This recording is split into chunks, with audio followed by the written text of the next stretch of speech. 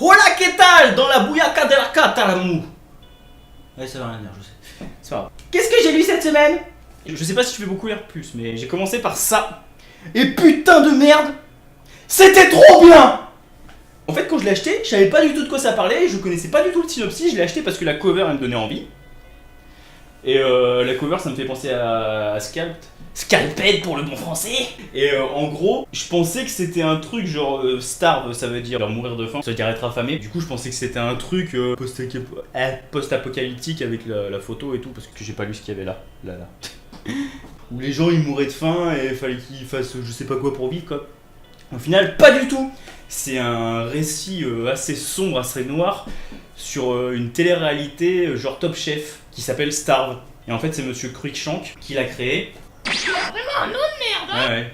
Je suis complètement d'accord avec lui, il a un nom pourri, monsieur Cruikshank. Et le mec, après, c'est pas vraiment après avoir créé, mais il est parti du jour au lendemain sans donner de traces, sans donner à personne où est-ce qu'il partait. Et en fait, il y a quelqu'un qui vient le chercher là où il était. Et il se revoit obligé de refaire une saison de l'émission. Et enfin, c'est... L'histoire, elle est de Brian Wood. Et les dessins, ils sont de Danijel Zezelj.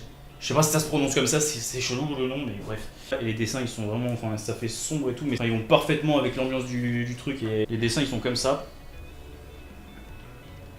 Et ça va parfaitement en fait avec l'ambiance du récit. Et quand j'ai commencé à lire et que j'ai vu que c'était un truc sur une télé-réalité de cuisine, je me suis dit putain de merde, qu'est-ce que j'ai acheté encore? Qu'est-ce que j'ai fait?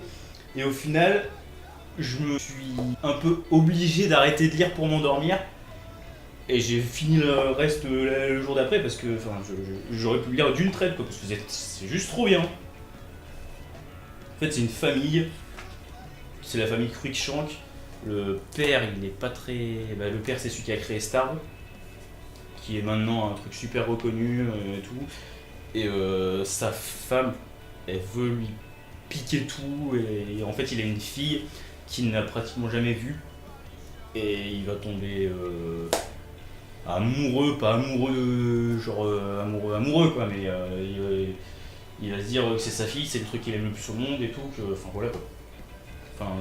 Ça c'est une putain de découverte et un putain de coup de cœur que j'ai eu, mais c'est génial, mais vraiment, je vous le conseille. Ouais.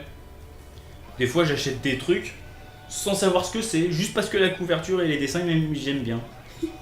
Ça m'arrive très souvent en plus. Je sais, je suis bizarre. Vous savez ce que c'est ça? J'espère que vous savez ce que c'est quand même. Mais c'est pas ce que vous pensez. Ça vient de ça.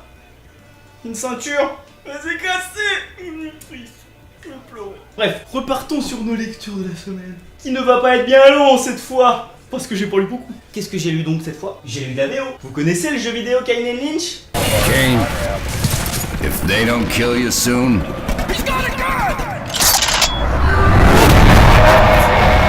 then I will. Eh ben c'est pareil. Un peu pareil. C'est une mini-série que DC a fait. Enfin DC. C'est Ian Eddington qui l'a écrite. Et Christopher Mittens qui est au dessin. Les dessins, je vais vous montrer à peu près à quoi ça ressemble. Bon, je vais pas vous montrer la fin parce que voilà, ça peut-être un peu. Pardon. Mais après, si vous voulez le trouver en VF, je pense que vous le trouverez pas. Mais les dessins ils font sombre et ça va parfaitement avec l'ambiance de Kane and Lynch. Pour ceux qui ont fait le jeu, ils comprendront. Ça c'est Lynch, ça c'est Kane. Le synopsis en gros c'est Kane qui retrouve sa fille et au bout d'un moment elle se fait enlever et il va tout faire pour essayer de la retrouver. Et pour la retrouver, il y a des gens qui vont vouloir faire un deal avec lui. Il doit tuer certaines personnes pour pouvoir revoir sa fille. Sauf qu'au final il se doute qu'il y a baleine sous roche. Et la couverture, pour ceux qui ont lu Wormwood, ça devrait vous dire quelque chose parce que c'est les dessins de Ben Temple Smith. Voilà. Surtout celle-là. Quand j'ai vu celle-là, je me suis dit, celle-là. Je me suis dit, ça me dit quelque chose ça. Effectivement. Et du coup, j'ai bien aimé. Et après, c'est bateau. C'est pas le truc de l'année, mais c'est sympa à lire quoi. C'est une mini-série de 6 épisodes et c'est édité par DC Comics. Quand j'ai vu ça, je me suis dit, Kane and Lynch, DC Comics. Hein?